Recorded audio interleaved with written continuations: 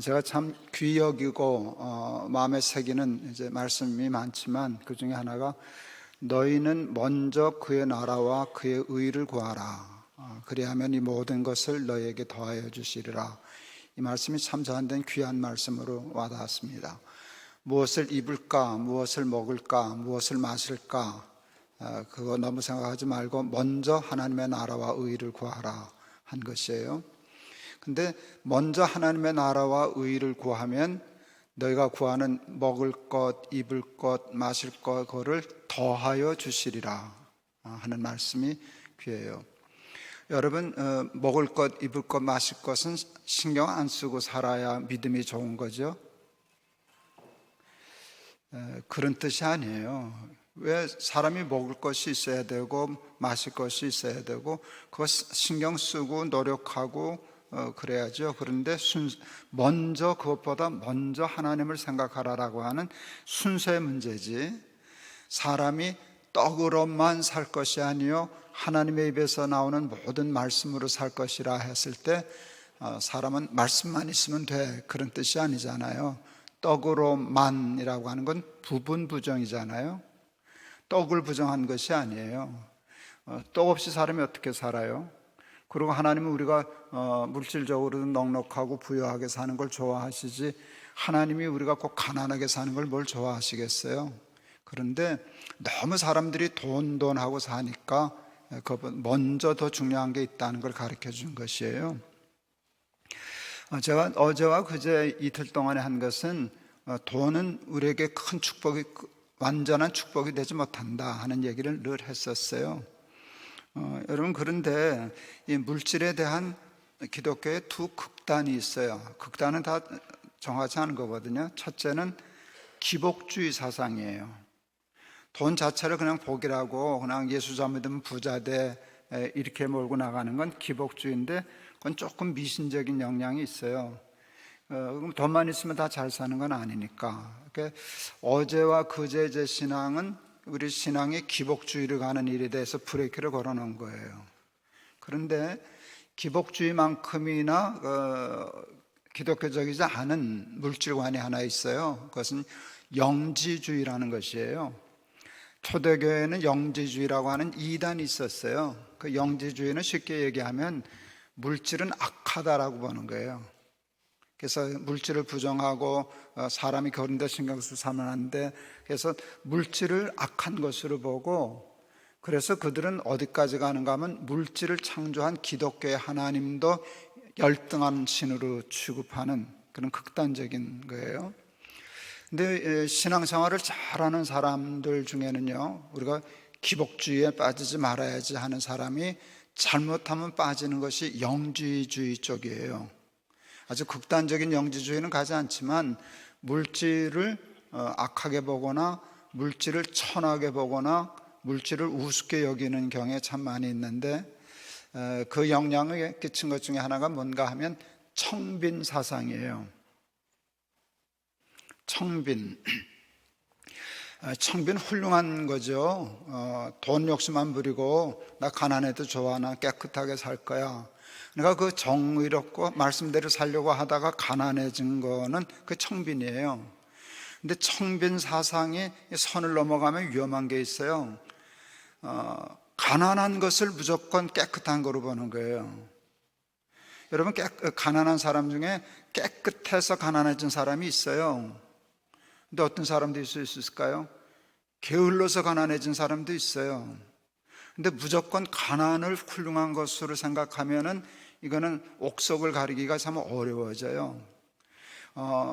돈 욕심 안 부리고 돈 때문에 죄 안 짓고 난 밥을 굶어도 똑바로 살 거야, 이제 그런 마음으로 사는 거는, 그건 청빈은 좋아요. 그렇지만 여러분, 가난을 훌륭함으로 보는 것은 그건 기독교적이 아니에요.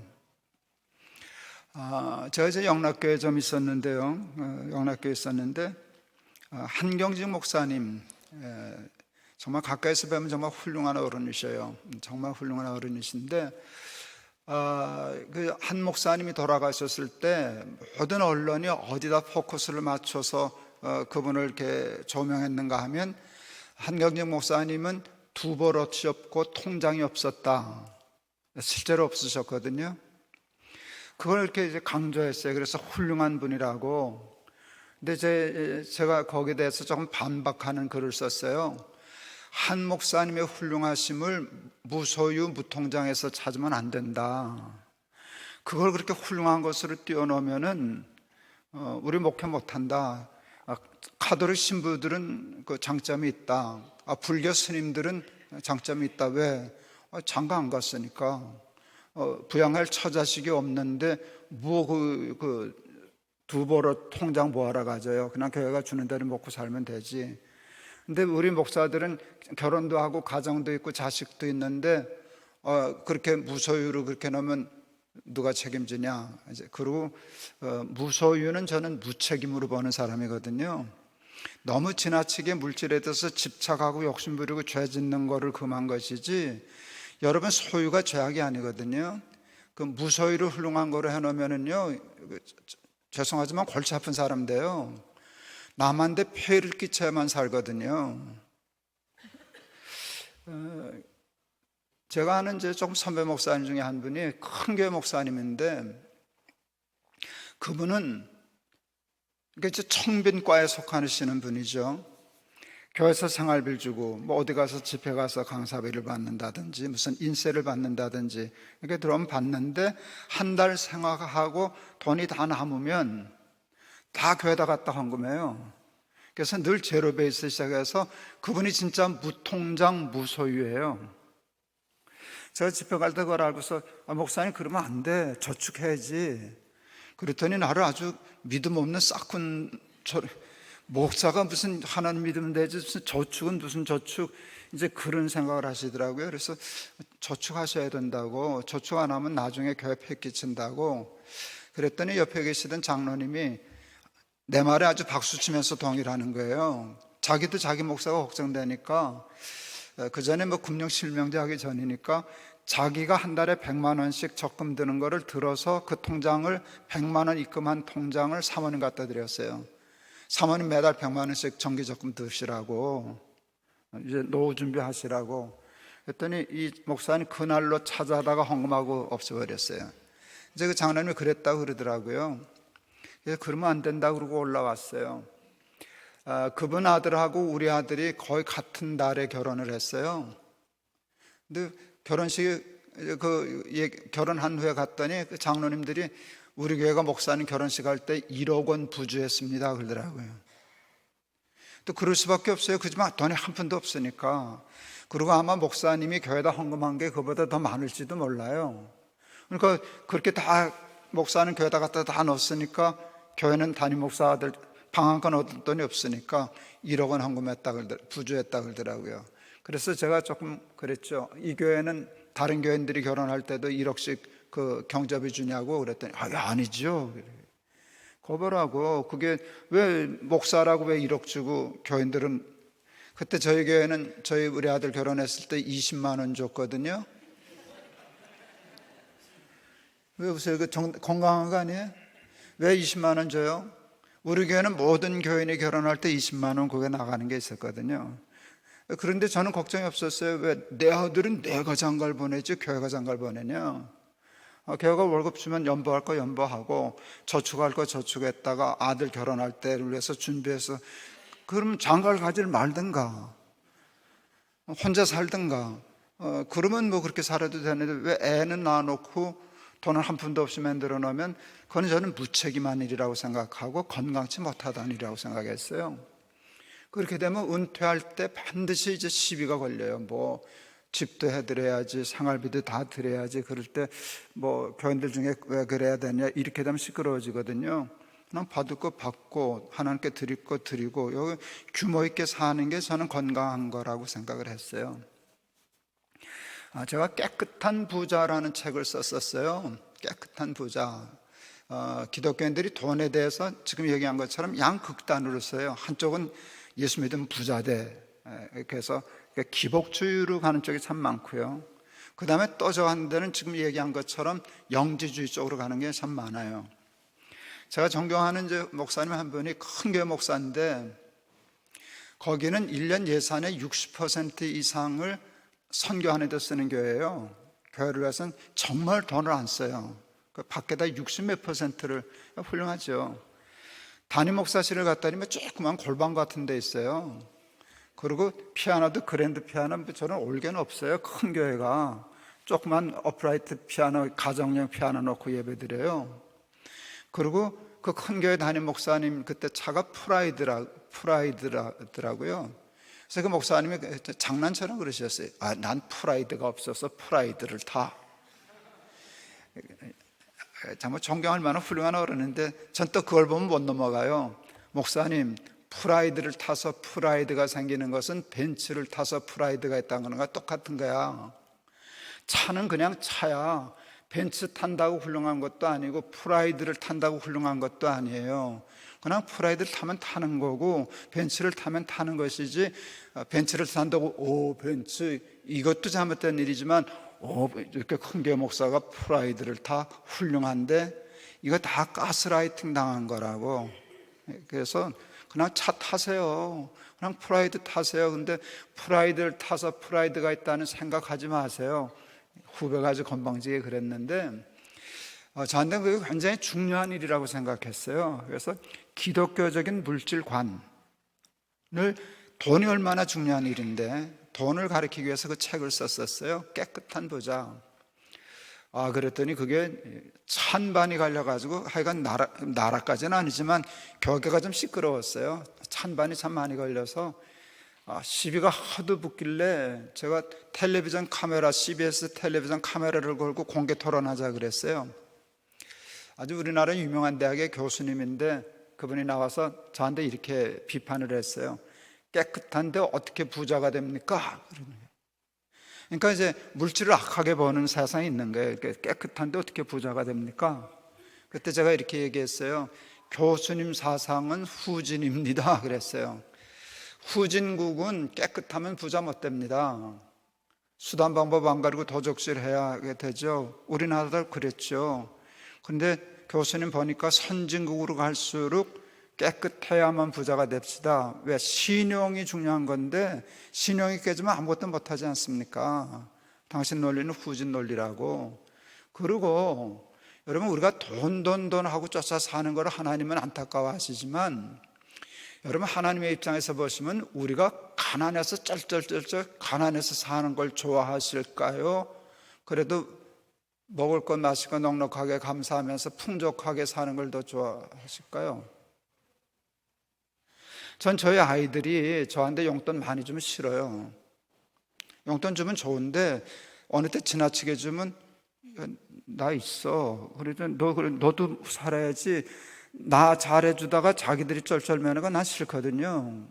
너희들 좋은 거 먹어라. 난 우리 아이들이 넉넉하게 사는 게 더 좋거든요. 근데 하나님도 나는 그러시리라고 생각을 했어요.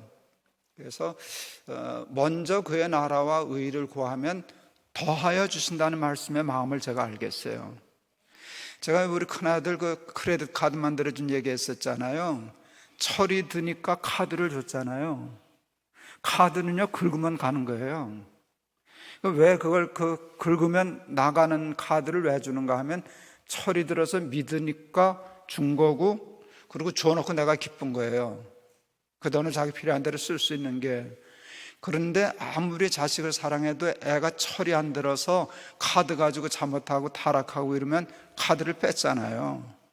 그거는 카드를 마음대로 쓰는 게 잘못돼서 자르는 게 아니라 카드 때문에 애가 잘못되니까 자르는 거잖아요. 우리가 믿음의 순서를 바로 지키면 더하여 주신다는 말씀이 맞아요. 카드 주시는 게 맞아요. 이제 오늘 설교가 조금 힘들고 위험한 설교여서 지금 이렇게 서론이 길었어요. 제가 이제 조금 젊어서는 이 설교를 거의 하지 않았는데 요즘 와서 하기 시작했어요. 제가 평생 안 하던 설교인데 작년, 재작년 넘어서면서 이제 막 하기 시작한 그 설교예요. 간증 설교예요. 간증 설교가 참 위험해요. 왜 간증 설교가 위험한가 하면요, 간증은 자랑이거든요. 여러분, 자랑이 없으면 간증이 안 되잖아요. 난 이거 받았어, 난 이렇게 됐어, 이거를 얘기하는 거거든요. 그러니까 간증 설교를 한번 하다 보면 교인들이 시험 들어, 목사가 와서 설교를 해도 자기 자랑만 드럽다 하고 갔네, 그래 너 잘났다 이래놓으면 이게 다 끝나는 거거든요. 근데 간증은 자랑을 빼놓고 간증이 되지 않거든요. 근데 간증을 들을 때 제가 이제 여러분 시험 들 만큼 제가 자랑하려고 그러거든요. 근데 뭘 보셔야 되는가 하면 이제 사탄은 자꾸 그쪽으로 핀트를 맞추고 되게 잘난 척하네, 이제 그쪽으로 가면 이게 설교를 놓치는 거예요. 제가 자랑은 하는데 약속은 할게요. 거짓말은 아니에요. 있는 그대로 보태지도 않고 뺄 것도 없이 자랑을 해야 되니까. 그런데 보태진 않을 거예요. 근데 여러분이 이 설교를 들을 때 포커스를 어떻게 맞춰야 되는가 하면, 근데 김 목사는 어떻게 저렇게 저 복을 받았대? 누가 주셨대? 왜 주셨대? 어떻게 김 목사는 저 복을 받았대? 그걸 보셔야 돼요. 그걸 보셔야 돼요. 제가 복을 얼마나 많이 받았나 할 때 이제 처음부터 강도가 좀 센데요, 다윗만큼 받았다는 생각을 요즘 하고 있어요. 다윗이 시편 23편에서 나의 잔이 넘치나이다, 여호와는 나의 목자시니 부족함이 없으리로다, 이렇게 얘기했어요. 이게 도에 지나친 얘기예요. 사람이 부족한 게 없는 사람이 어디 있어요? 솔로몬도 채워지지 않는다고 헛되다 그랬는데, 채워지지 않는다 그랬는데, 부족하다 그랬는데, 다윗만 부족함이 없다고, 부족함이 없는 정도가 아니라 넘친다고. 난 사람이 그렇게 그 말을 할 수 있다고 생각을 안 했었어요. 근데 야, 다윗 조금 지나치지 않나? 너무 과장한 거 아닌가? 어떻게 사람이 부족한 게 없어? 어떻게 삶이 넘쳐? 근데 요즘 와서 보니까 나도 부족한 게 없는데, 나도 넘치는데. 제가 어느 날 제안했는데 그랬어요. 하늘이 뚫렸나 봐. 어떻게 복을 받아도 이렇게 주시냐. 하늘이 뚫렸나 봐. 그러니까 제가 나도 부족함이 없어요. 저도 넘쳐요. 그래서 어떻게 무슨 복을 받아서 그러냐. 시편 128편에 보면 여호와를 경외하며 그 도에 행하는 자마다 복이 있도다, 이렇게 얘기했어요. 이제 복이 굉장히 중요한데, 우리는 복하면 대개 로또를 생각해요. 행운. 그러니까 복은 확률이 높은 거예요, 낮은 거예요? 복권으로 생각하면 이게 이제 썩는 건데요, 복은 운이 좋은 사람, 아주 특별한 사람 받는, 일부가 받는 거라고 생각하고 대개는 복이 없다고 생각해요. 근데 하나님은 복을 운으로 깔질 않으셨어요. 복은 행운이 아니에요. 이거 썩는 거예요. 복은 하나님이 길에다 까셨어요. 그래 놓고 공평하신 하나님이니까 누구든지 글로 가면 복 받는 거예요. 그 도에 행하는 자마다, 이게 굉장히 중요해요. 누구는 복 받고 누구는 이런 게 없어요. 공평하신 하나님이에요. 누구든지 그 길을 가면 자마다 복을 받아요. 근데 그 길을 가는 게 쉽지는 않아요. 왜? 좁으니까, 십자가니까. 저에게 제가 동안했을 때 장로님 한 분이 미국을 가셨어요. 갔더니 자기 조카가 제 설교 테이프를 그렇게 듣더래요. 자기가 목사 설교 들으니까 이제 좋았겠죠. 조카한테, 야, 너 그 김 목사 설교 좋으냐? 그랬더니, 야, 너무 좋은데요. 우리 장로님한테, 조카한테 그랬답니다. 얘 조심해라. 듣기는 쉬운데 살기는 힘들단다.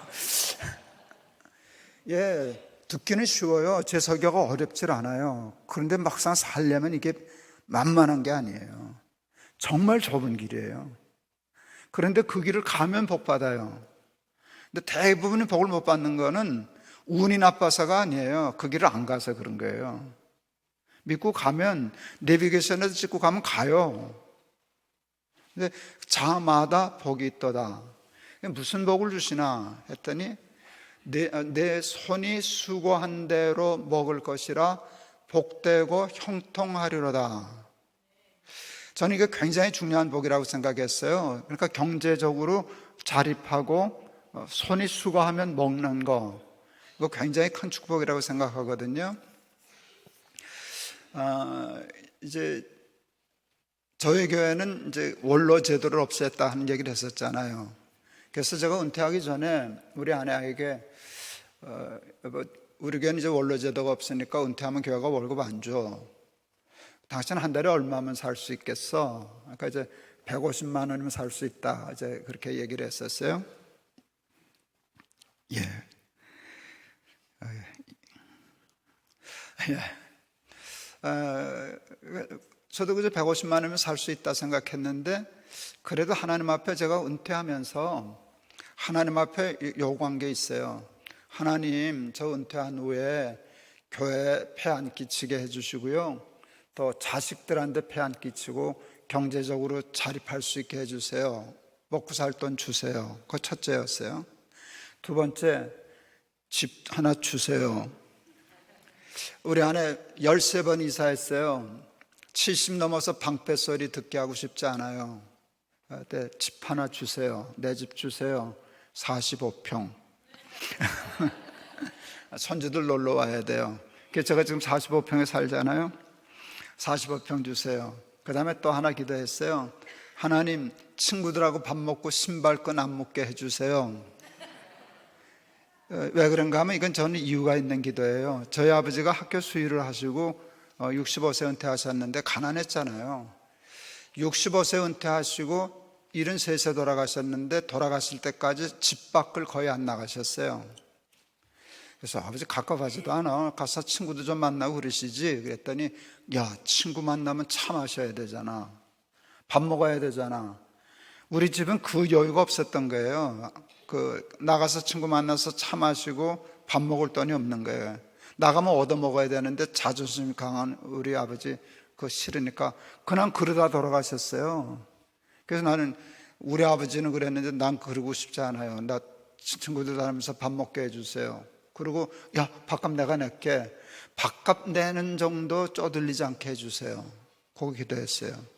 또 기도했어요. 하나님, 손주들 용돈 주게 해주세요. 많이.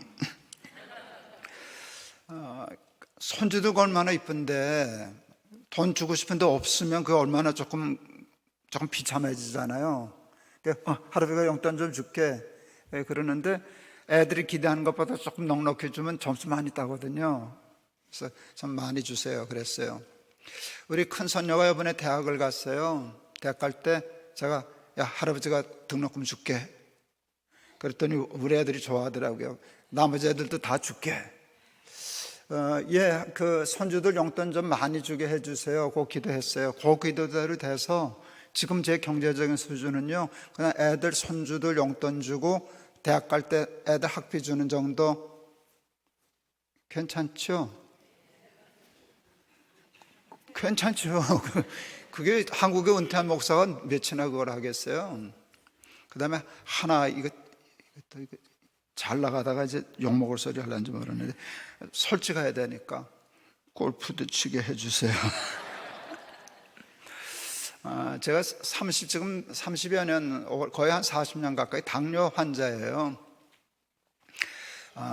그래서 사실은 여기 와서도 지금 아침 먹고는 여기 뺑글뺑글 돌아요. 어제도 13,000보 걸었고, 이제 오늘도 또 그 숙제하고 가야 되는데, 늘 걸어야 되니까, 이제 우리 큰아이가 미국 유학 갔을 때 제가 1년 안식년을 미국 가 있었어요. 손녀딸 보고 싶어서, 아들은 뉴욕에 있고 나는 뉴저지에 있어서 매일 왔다 갔다 했는데, 어느 날 우리 아들이 골프채를 갖다 내 방에 놓더니, 아버지 1년 동안 뭐 딴 거 하지 말고 골프만 치다 가세요. 아버지 골프 쳐야 살아요. 근데 저는 이제 본래 운동하고 노는 걸 좋아했더랬어요. 그러니까 되게 재밌더라고요. 그리고 미국은 돈도 안 들고.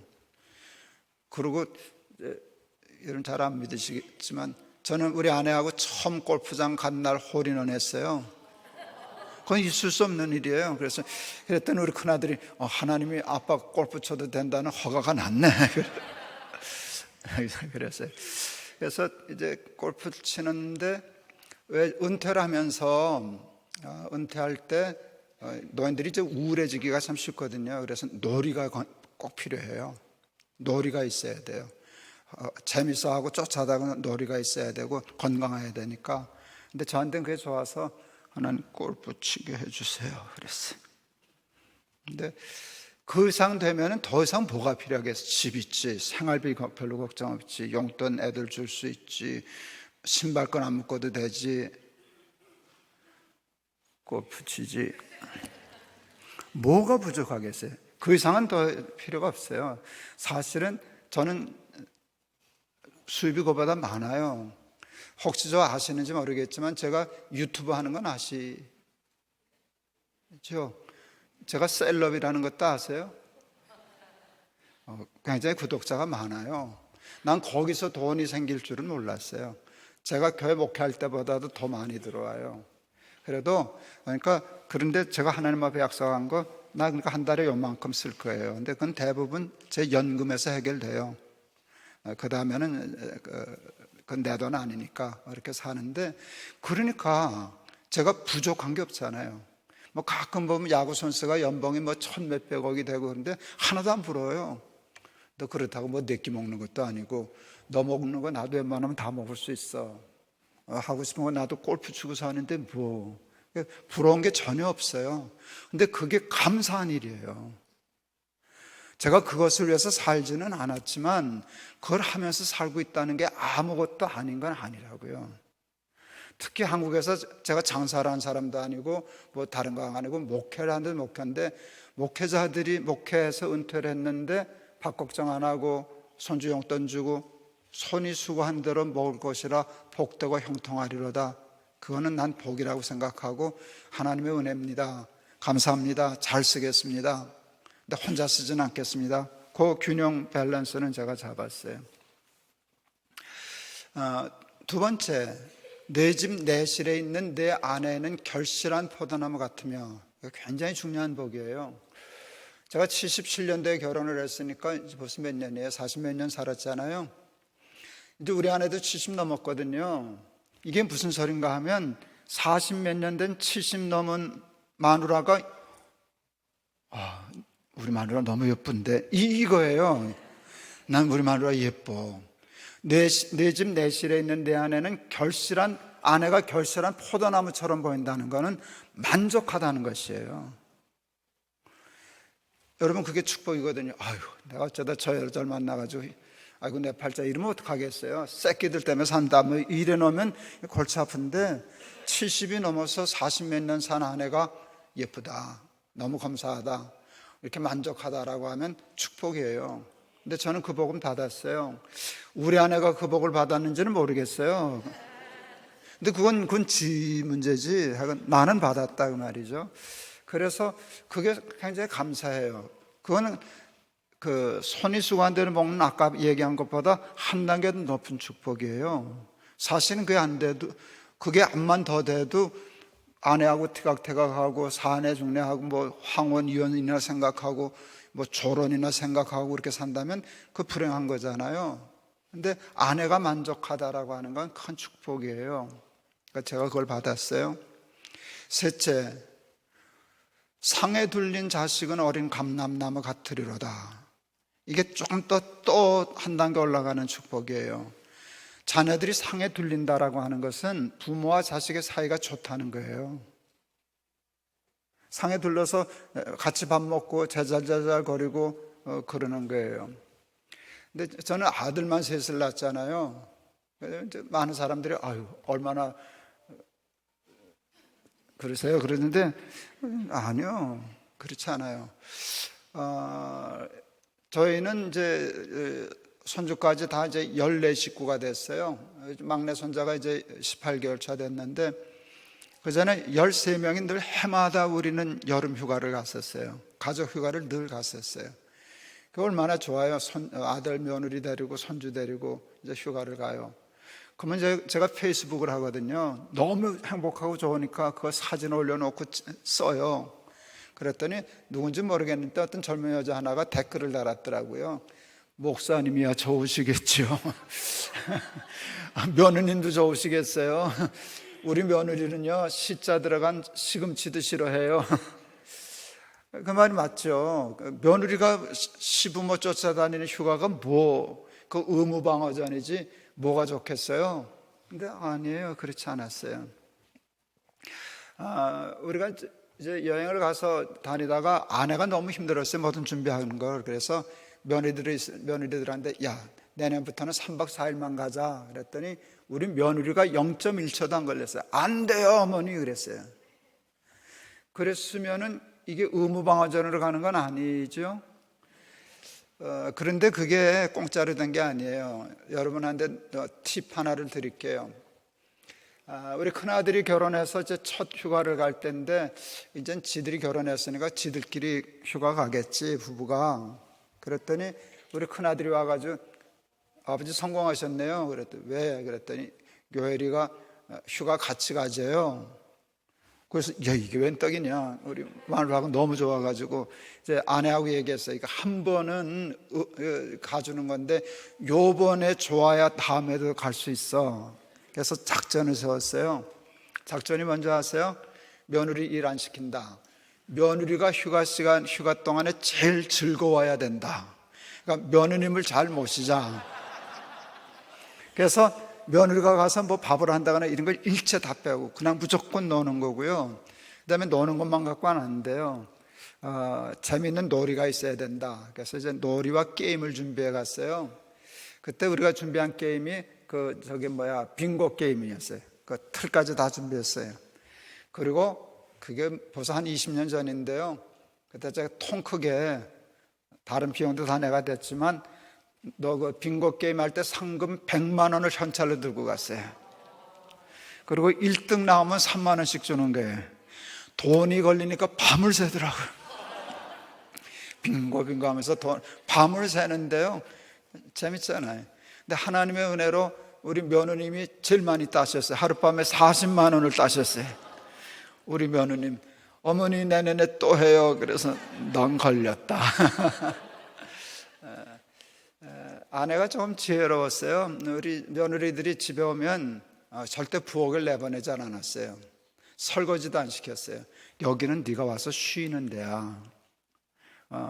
내가 일하는 데고 너는 쉬는 데야. 너희 집은 네가 일하는 데고 나는 쉬는 거야. 그러니까 난 너희 집 가면 설거지 안 해. 당연히 안 하지. 그럼 며느리들이 이걸 진짜로 들어야 되나? 그래도 가서 설거지를 해야 되나? 그러는데 안 시켰어요. 아들을 시키지 며느리는 부엌에 원칙적으로 못 가요. 사실은 우리 큰 며느리가 이제 우리 아들이 미국 유학 갈 때 제가 손녀딸 너무 이뻐하니까 유학 준비하는 동안에 1년 반을 우리 집에 와서 살다 갔어요. 말도 안 되는 소리인데 아파트는 45평이니까 작지는 않은데 그때 우리 어머니까지 계셨거든요. 45평 아파트에 4대가 살았어요. 증조 할머니, 할아버지, 엄마, 아빠, 우리 손녀딸, 우리 아들 8식구가. 그래서 그때 무슨 가정복지부 같은 데서 상 받았어. 4대가 사는 집이라고. 그때 이제 우리 며느리가 이제 대학원을 다녔어요. 아무리 지가 대학원을 다녀도 며느리인데 아침에 지가 밥 해야 되잖아요. 이제 그러려고 나오는 걸 못하게 하는 거예요. 학교 공부하는 놈이 더 자. 10분이라도 더 자. 그러면 이제 당황해요. 그래도 나가야 되나? 정말 자도 되나? 근데 나중에는 깨워야 일어나시더라고요. 이제 그런 식으로 돼가지고 이제 가족 휴가를 가게 되니까 이게 굉장히 친해졌어요. 우리 아들들의 오랜 기도가 지난 2월 19일 날 완성이 됐는데요. 그 기도가 뭔가 하면 사부자가 반경 15분 내에 사는 거였어요. 반경 15분 안에. 이제 2월 19일 날 완성됐어요. 우리 큰아들이 우리 아파트 맞은편 동으로 이사 왔어요. 우리 아파트에서 보면 보여요. 이렇게. 우린 17층, 걔는 3층인데 맞은편 아파트니까. 우리 둘째 아들, 셋째 아들도 정말 15분. 우리는 이문동인데 중계동에 살아요. 걔도 맞은편 마주보고 살아요. 사이가 너무 좋아요. 우리 둘째 아들이 이제 아들만 내가 자랑한다 그랬으니까 시험 들지 말고 그냥 들어요. 마음 놓고 하는 거니까. 딸 노릇하는 아이가 있어요. 아들만 있으면. 그게 이제 우리 둘째 아들이에요. 키는 1m 한 83, 몸무게 한참 나갈 때는 한 100kg 나가던 자식인데 얘는 아직도 저를 보면 아빠 이러고 오는 애예요. 와서 부둥켜 안고 비벼대고 이래요. 그 와서 앵기고. 그랬더니 우리 며느리도 이러시더라고요. 몇 년 전에 마트에 가서 이렇게 마주쳤어요. 우리 보더니 저 엄마 아버지 보더니 좋다고 그 마트에서 아빠 하고 오니까 사람들이 구경하더라고. 와서 끌어안고 비벼대고 그러니까 징그럽기는 한데 와, 이게 너무 자랑스러운 거예요. 둘째 아들이 골프를 배웠어요. 그 프로가 왜 골프를 배우냐? 답이 간단해요. 효도하려고요. 아빠하고 놀려고요. 그래서 한 달에 한 2번은 아들하고 골프장을 가요. 얼마나 감사하고 행복한지 몰라요. 얘는 또 볼 어쩌다 실수를 잘 맞으면 난리가 나요. 아빠 뭐 이러고 그래요. 그러면 사람들이 다 구경해요. 근데 그게 얼마나 자랑스러운지 모르겠어요. 손주를 낳았어요. 이제 5째하고 9년 터울이 나왔으니까 이게 얼마나 예뻐요. 참새방앗간이지 우리는 매일 가요. 오늘 열심히 가다가 아유 우리 며느리 힘들겠다. 이 시아버지 시어머니 시도 때도 없이 들락거리니까 그래서 우리 아들 며느리가 그 번호키를 바꿔놨어요. 그 부담스러워 할까봐 저 엄마 생년월일로 바꿔놨어요. 그냥 초인종 누르지 말고 엄마 누르고 들어와. 그러더니 어느 날부터는 이것도 안 누르더라고요. 잊어버릴 게 없잖아요. 자기 생년월일이니까. 근데 누르지도 않고 보니까 지문 등록을 해놨더라고요. 지문 등록을 하고 들어가요. 저도 지문 등록해서 들어가요. 어쩌나 좀 미안해서 안 가면 전화 와요. 선우가 깨는데 보러 오세요. 왜 안 오세요? 그러고 다니는데 행복하죠. 이제 그런 게 상에 둘린 자식은 이에요. 저희 교회에 저희 노회에서 은퇴하신 목사님이 은퇴 후에 저희 교회를 출석하셨어요. 후임 목사한테 거추장스러울까 봐 아예 우리 교회로 오셨어요. 조그마한 교회 평생 목회하시다가 은퇴한 아주 정말 존경스러운 어른이신데 그 아들이 큰 부자가 됐어요. 보통 부자가 아니라 아주 큰 부자가 됐어요. 그러니까 은퇴할 때 아들이 아버지 평생 목회하느라 고생하셨다고 큰 아파트 한 채 사드리고 자가용 사드리고 만나면 아버지가 밥 사시라고 크레딧 카드 드렸어요. 그때 차를 샀는데 아들이 벤츠를 타고 다녀서 아버지를 벤츠를 사드리려고 사주고 싶어서 근데 그 목사님이 야, 나 벤츠 못 타. 그래가지고 그때 SM5를 목사님이 사셨어요. 제가 그때 그 차를 탔는데 그 차도 괜찮은 차였는데 제가 뭐라 그랬어요.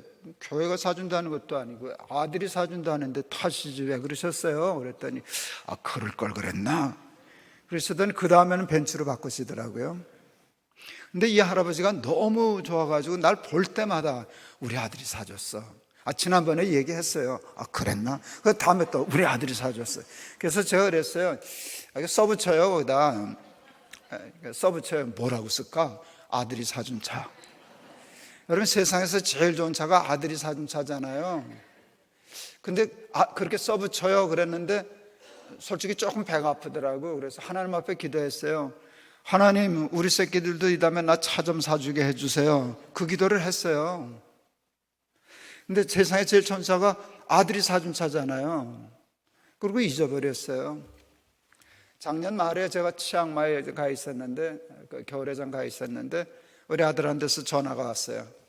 아빠 차 사다 놨어. 우리 주차장 갖다 놨다고 사진을 찍어 보냈더라고요. 그게 벤츠였어요. 가슴이 철렁하더라고요. 저걸 어떻게 타고 다니나. 좋기는 좋은데 저걸 어떻게 타고 다니나 싶었어요. 우리는 예전에 차를 살 때 승차감을 보고 차를 산다 그러잖아요. 요즘 애들은 승차감보다 더 중요한 게 있어요. 하차감. 아세요? 하차감? 예. 모르는 분 좀 계셔요. 하차감이 뭔가 하면 이제 그런 벤츠 같은 차 타면 사람이 날 때 벤츠 이게 하차감이거든요. 근데 그런 벤츠가 하차감이 좋은 차죠. 벤츠를 다 타시네 이렇게 되는데 아까 얘기했듯이 목사는 가난해야 된다는 그런 게 있어가지고 목사가 벤츠 타면 타락한 목사 취급받거든요. 목사 저한테는 그 벤츠가 하차감이 좋은 차가 못 돼요. 불편한 차지. 아이 자식, 아버지한테 물어나 보고 사지. 저걸 내가 어떻게 타고 다니라고 샀냐. 그래도 타야 돼, 안 타야 돼? 어들이 사줬는데 타야죠. 그러니까 타기로 결심을 했어요. 타고도 싶고. 근데 이제 분명히 뭐라 그럴 테니까 저는 이렇게 먼저 선수를 치는 스타일이에요. 제 페이스북에다가 우리 아들이 벤츠 사줬으니까 타고 다닐랍니다. 좀 봐주십시오. 그랬더니 이제 뭐 잘했다고 축하한다고 하는 글도 있지만 많은 글이 좀 부정적이었어요. 예상한 대로. 하나 잊혀지지 않는 댓글, 존경했었는데. 미치겠더라고요. 이제 벤츠 타서 존경 안 한다고, 너도 속물이구나, 이제 그런 뜻이. 그래서 내 속으로 그럴 줄 알았다. 내가 그럴 줄 알았다. 그러나 뭐 존경받으려고 벤츠 파냐? 우리 아들이 사줬는데 존경하지 말아라. 난 타고 다닌다.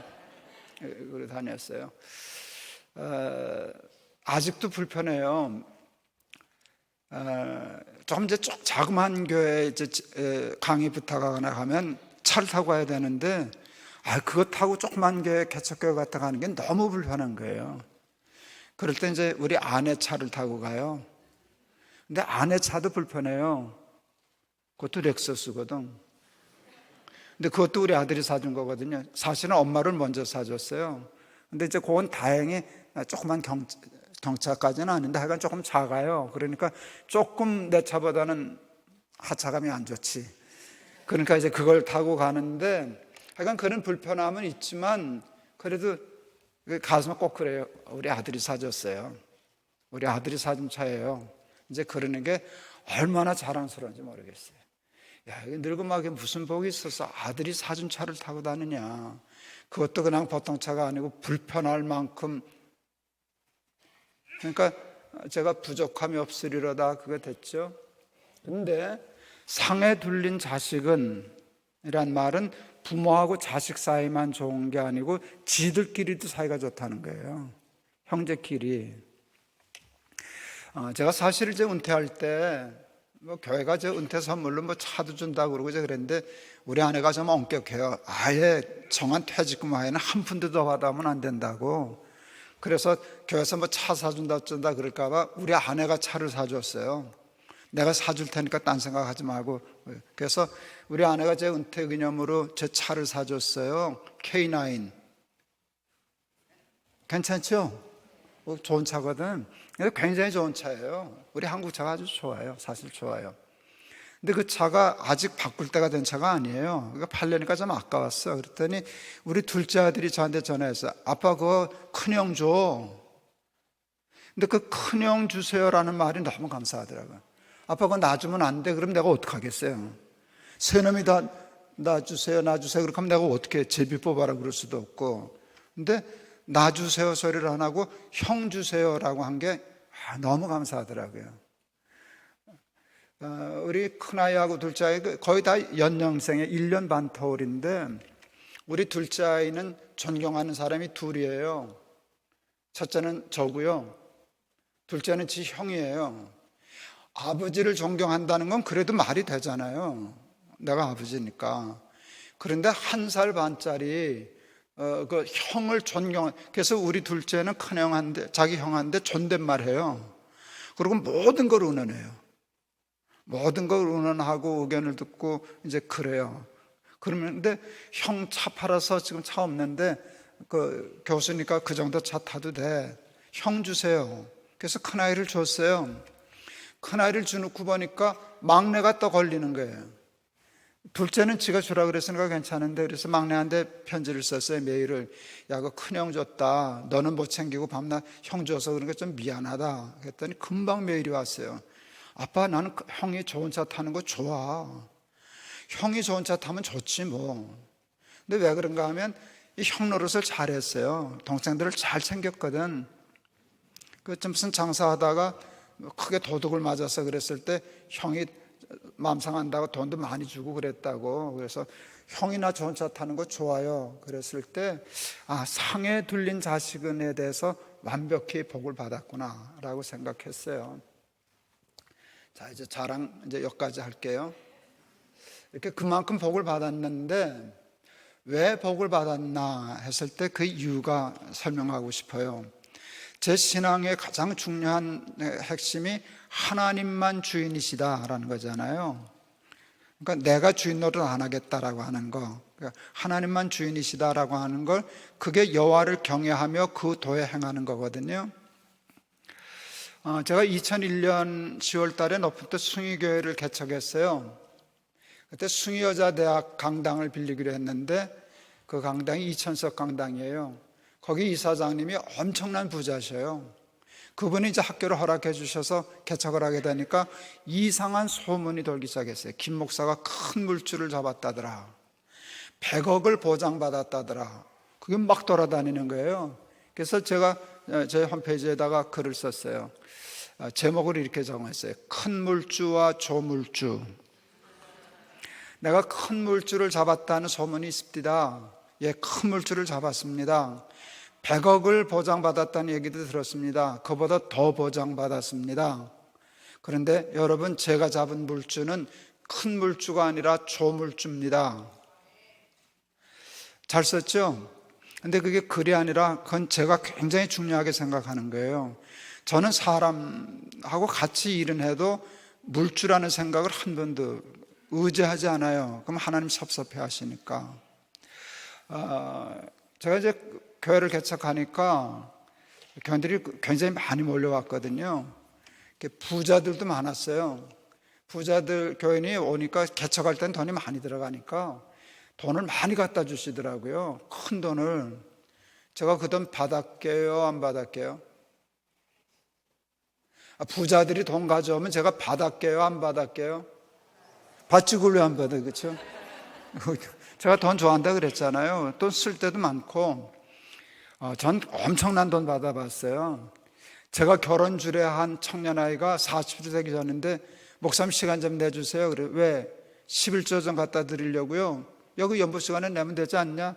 좀 많아서요. 그래서 제가 속으로, 아이 건방진 자식, 집까지 그게 많으면 얼마나 많다고, 그냥 누우면 되지. 근데 그럴 수 없어서 그냥 와. 그래 와라. 왔더니 얘가 11조를 7억을 들고 오셨어요. 애가. 야, 이게 뭐냐? 이게 어떻게 너 70억 벌었냐? 그랬더니 벌었다는 거예요.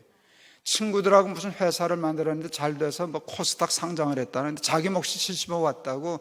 목사님 나 그 시간 지나면 못 드려요. 얼른 아주 가라고. 그거도 받아서 재단도 만들고 이제 그랬어요. 제가 정말 많은 돈을 받은 거는 이제 1000억까지 받아봤어요. 그 받았다니까요. 또 저는 잘 쓰니까. 그런데 제가 원칙이 있어요. 여러분, 1000억이 얼마나 큰 돈이에요. 어떤 큰 기업의 회장이 돌아가시면서 그 유산을 아들한테 안 주고 나한테 주고 가셨거든요. 그 부인 사모님이, 그 집사님이 오셔서 알지도 못하는 분인데, 우리 교인도 아닌데, 그 유서를 그렇게 변호사들 불러다가 썼다고 그래서 그거 얼마나 되나요? 그랬더니 모르시더라고요. 한 3, 4억 될까요? 그랬더니 받아놓고 보니까 1000억이에요. 그래도 같이 동역자로서 같이 일을 할 수 있어도 내가 그분을 이분 꼭 잡으면 이제 목회 문제 없겠다 이 생각 안 했어요. 그리고 교인들 중에 과부의 엽전 2푼을 내는 분이나 1000억을 내는 사람이나 내가 똑같이 생각해야지, 와, 여기는 큰 물주, 여기는 뭐 과부 엽전 2푼 이렇게 되면 목회 안 된다고 생각을 했어요. 근데 그거는 제가 지켰어요.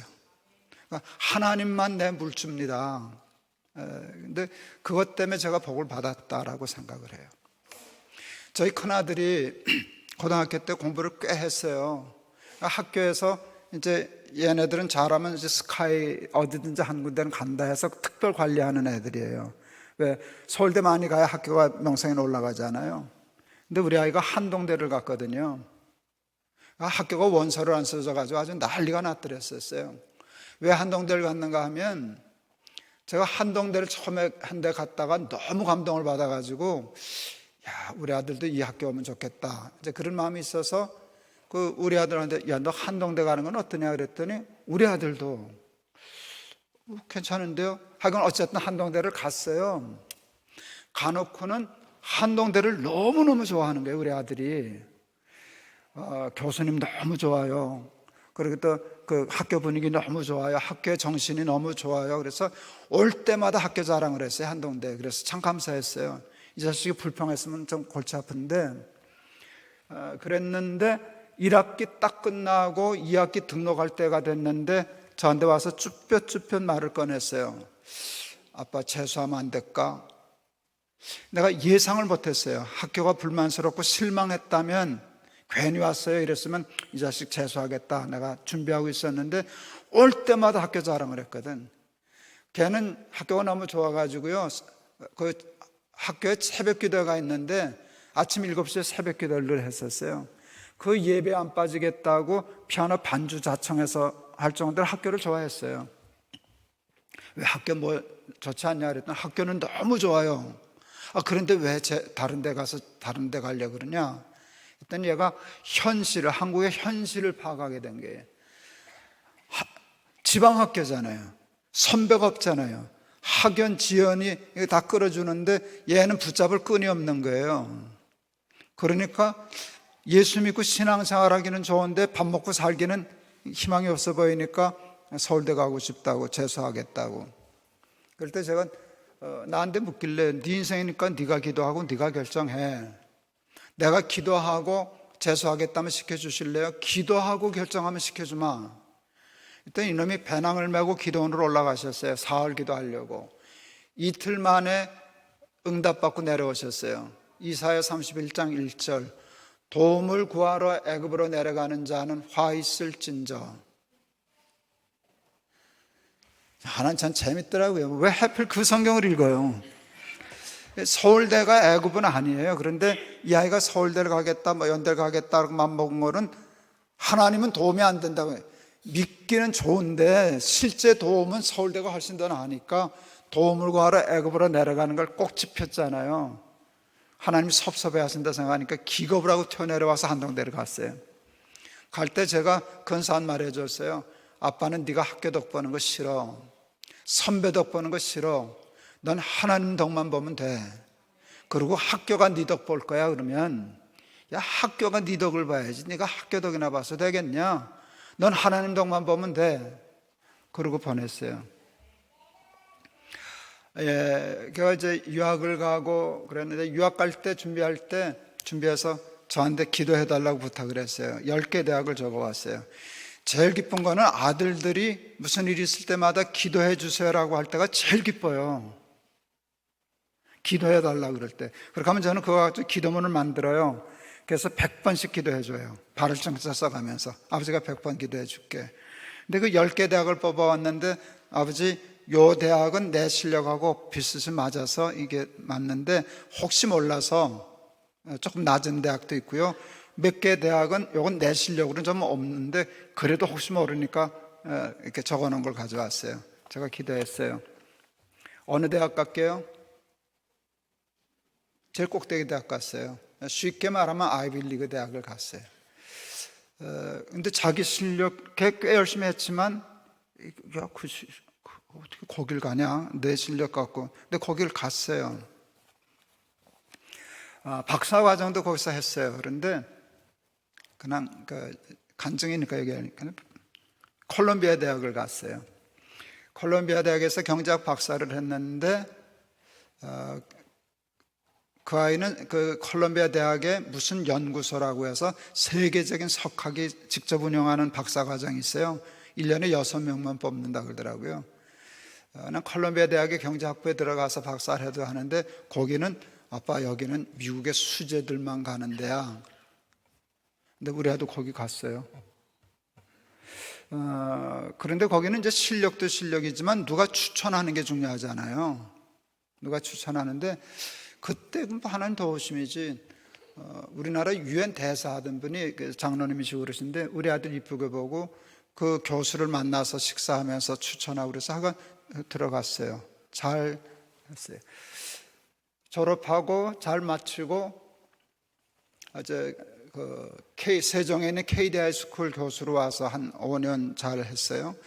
KD 하이스쿨이 너무 좋은 학교더라고요. 왜냐하면 선배들이 후배 앞길을 잘 열어주더라고요.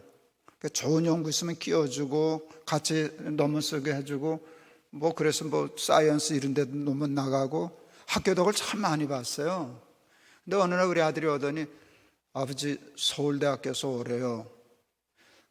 어떨까요? 그럴 때 제가 그랬어요. 야, KD 하이스쿨에서 그렇게 신세를 졌는데 얌체같이 서울대에서 오란다고 쏙 가냐? 그전 그렇지 않냐? 그랬더니 우리 아들이 그렇지? 그러고 안 갔어요. 우리 이런 사람들이에요. 사람이 의리가 있지. 담을 쏙 뽑아먹고 오란다고 쏙 가냐? 그 좀 그렇지 않냐? 그랬더니 나도 그렇게 생각했어요. 그리고 안 갔어요. 서울대에서 오라는 거. 근데 그 다음에 또 오라 그런 거예요. 왜냐하면 얘가 전공한 게 아주 특별한 전공이어서 그걸 아주 사람이 많지 않으니까 그렇게 됐어요. 근데 이번에도 안 오면 그 학과가 폐지된다고 그래서 하여간 갔어요. 이제 서울대 교수가 됐는데 서울대 교수 임명장을 받아다 날 줬는데요. 이렇게 딱 임명장을 받았는데 하나님이 나한테 그러시더라고요. 나 하나님이야. 나 하나님이야. 네 아들이 그때 서울대 갔으면 아마 우리 아들 갔을 거예요. 재수했으면 공부 지독히 하는 놈이니까 갔을 거예요. 그런데 내가 그 말 한마디 했더니 나한테 인생을 걸더라. 인간적으로 생각하면 별로 가능성이 없는 거거든. 지방대학이잖아요. 암만 그래봤자 선배들도 없잖아요. 근데 인생을 거기다 걸더라. 그래서 우리 아이는 자기의 노력과 사람의 힘으로 갈 수 있는 일을 넘어서 저는 그래서 그것을 킹스 하이웨이라 그래요. 하나님 아니면 이끌어줄 수 없는 코스로 지금 가는 거예요. 근데 그 이유가 뭔가 하면 도움을 구하러 애굽으로 내려가는 자는 화 있을진저 너 인생을 나한테 걸어. 그랬을 때 그 아이는 정말 자기의 인생을 하나님께 의지하는 대로 걸었거든요. 그랬더니 넘친 아이다 하는 복을 받게 되었다 싶습니다. 막내 아이는 목사예요. 신학하고 목사인데 걔는 저보다도 목회적인 성품이 좋은 아이예요. 사람을 너무 좋아하고 그래서 교인들이 너무 좋아해요. 장로님들도 우리 아들 목사 되게 좋아했어요.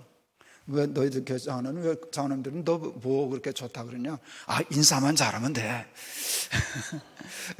인사 잘한다고 그러고. 근데 우리 아이는 인사하는 법이 틀려요.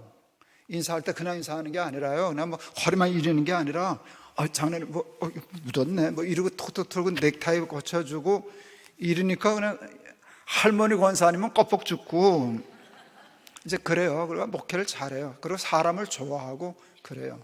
그리고 우리 아들이니까 설교 나보다 잘해요. 잘해요. 그래서 목회 잘하는 줄 알았는데 어느 날 오더니 아빠 나 목사 이제 사임하고 빈티지 옷가게 하면 안 될까? 이게 뜬금없이 이게 지금 빈티지거든요. 헌 옷가게를 하겠다는 게 그랬어요.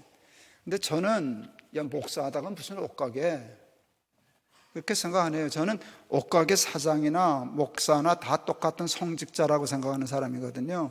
모든 직업이 다 성스러운 거예요. 목사만 주의 종 아니에요. 목사 주의 종이지. 근데 모든 직업이 다 너희는 택하신 족속이요 왕 같은 제사장이라. 저는 그래서 사실은 교인들을 교회의 일꾼 삼으려고 하는 마음 별로 없었어요. 나가서 세상에 나가서 왕노릇해라. 장사 잘해라. 회사 잘 다녀야지. 그래야 거기서 제사장 노릇해야 세상에 하나님 나라가 되지. 이거 밤낮 다리 부러진 장수 성 안에서 큰 소리 친다고 교회만 와가지고 세상 다 내팽치고 사냐. 늘 그렇게 설교했던 사람이니까 우리 아들이 빈티지 옷가게 하는 거 어때요? 그럴 때 야 목사가 무슨 옷가게, 이건 내 생각이 없는 거니까 너 하고 싶으면 해라 그랬어요. 근데 이제 사실은 이제 우리 아들 이 빈티지로 꼬인 친구가, 여러분들 요즘 유명한 친구 하나 있죠. 김창옥이라고. 나는 이제 그 자식이라고 하는데 그 자식이 우리 아들을 꼬인 거예요. 왜냐하면 그 김창옥이가 우리 동안계 청년이었거든요. 그러니까 우리 아들이 형 동생 하고 다니는데 얘가 빈티지 아주 광이에요. 김창옥이가. 근데 어느 날 오더니 목사님, 우리 목사님 막내가 이 빈티지 전문가라고. 얘보다 더, 걔는 학교 다닐 때부터 그랬어요. 가방에 교과서가 없고 패션 잡지가 있던 애거든요. 옷 박사예요. 그래서 하여간 이제 빈티지 옷 가게를 시작을 했어요. 근데 돈이 없어서 제가 그땐 돈 못 주고 내 아파트를 담보 잡혀가지고 너 못 갚으면 이제 집 팔아서 갚아줄게. 그래서 그것만 해줬는데 돈이 넉넉질 않아서 장사가 안 돼요. 골목재기에 있는 2층에 조그만 거 하나 얻어서 간판도 못 붙이고 가게를 시작했어요. 7년 전에. 한심해가지고 이제 애들 바꾼기고 같아가지고 아버지 그 연금 괜찮은데 생활비 좀 보태주랴? 그랬더니 예 고맙습니다 그러더라고요. 고맙다 그러더니 근데 안 받을래요. 왜 안 받으려고 그러냐? 우리 아들이 그때 그랬어요. 그러면 아빠 생활비를 받으면 일용할 양식을 주옵시고라는 기도를 할 수 없잖아. 우리 막내 괜찮죠? 그러니까 아버지 카드인데 다른 카드도 아닌데 다른 큰 물주 잡은 것도 아닌데 아버지 돈 좀 넣어놔 쓰는 거 당연하지 식구인데 근데 그러면 자기는 장사 성공 못 한다는 거예요. 굶으면 죽겠다고 하나님 나 안 주면 난 굶을 거예요. 우리 새끼 굶어요. 주세요. 그 일용할 양식을 주옵시고라고 기도가 안 되잖아. 그러고 시작했어요. 굶을게요 안 굶을게요? 지금 7년 차 됐는데요. 이것도 말도 안 되는 일인데 그게 정말 자랑인데요. 우리 아들 가게 시작해서 한 달도 적자 본 날이 없어요. 그게 쉽지 않은 일이라는 건 아시죠? 생전 처음 하는 옷가게를 시작해서 지금 7년 차 됐는데 한 번도 적자를 안 봤어요. 장사 잘해요. 오늘 오더니 그 텔레비전 중에 서민가프라는 프로가 있어요. 거기서 이제 오라고 그 작가가 연락이 왔대요. 그래서 고마운데 안 갔다겠다고 사양했다 그러더라고요. 그래서 왜 안 갔냐? 그랬더니 서민은 맞는데 갑부는 아니야. 근데 우리 집에서 갑부가 나오면 이제 아마 그 자식이 될 거예요. 그 자식이 될 건데 이제 근데 보세요. 저도 큰 물주와 조물주. 난 하나님만권이라고 생각하니까. 우리 후배가 유럽에서 박사를 하고 아주 오래전이에요. 한국에 왔는데 임지가 없었어요. 1년 동안 교회도 오라는 데가 없고 학교도 오라는 데가 없으니까 이 친구가 벙쪄가지고 어느 날 저한테 오더니 형님 제 요즘 심정이 마치 끈 떨어진 연과 같습니다. 내가 야단을 쳤어요. 네가 끊어졌다는 끈은 끈이 아니야. 그걸 끈이라고 생각하는데 그건 끈이 아니라 끊어진 게 아니라 붙어있질 않았어. 이 인간의 끈은 하나밖에 없어. 하나님이죠. 보이지는 않지만 그 끈은 안 끊어져. 인간아 끈을 붙어 잡아야지. 뭐 공부 좀 했다고 사람 쫓아다니고 그거 다 썩은 동아줄인데 그거 잡으니까 끊어지지. 그게 붙어있냐? 끈 붙어 잡아. 그게 제 호통이었거든요. 근데 저는 하나님 외에는 끈으로 생각 안 하기를. 1,000억을 갖다 줘도 그냥 갖다 준 우리 동역자이지 그분을 내 든든한 백으로 생각 안 하고 그 사람을 쫓아가야 됐다 생각도 안 했어요. 난 그냥 하나님 한 분이면 주님 한 분만으로 만족해 하는 게 있었고 우리 둘째 아들도 마찬가지죠. 하지만 우리 아들들도 인생을 입으로만 주요한 게 아니라 실제로 눈에 보이는 더 넓은 길, 더 편한 길, 더 튼튼한 길이 있어 보여도 그건 끈으로 인정하지 않고 일용할 양식을 주옵시고라는 기도를 못하잖아. 승부를 거기다 걸어야지. 도움을 구하러 애굽으로 내려가는 자는 화 있으신자 하는데 그거 딱 포기하고 그냥 지방대학 갔잖아요. 여러분 지방대학 출신이 서울대 교수하는 거 쉽지 않잖아요. 암만 거 가서 찾아봐도 우리 아들처럼 지방대 나와서 서울대 교수하는 사람 별로 없어요. 근데 그 길을 정하는 건 하나님으로만 끈 삼고 여호와를 경외하며 그도 행하는 자마다 복이 있다는 말씀이에요.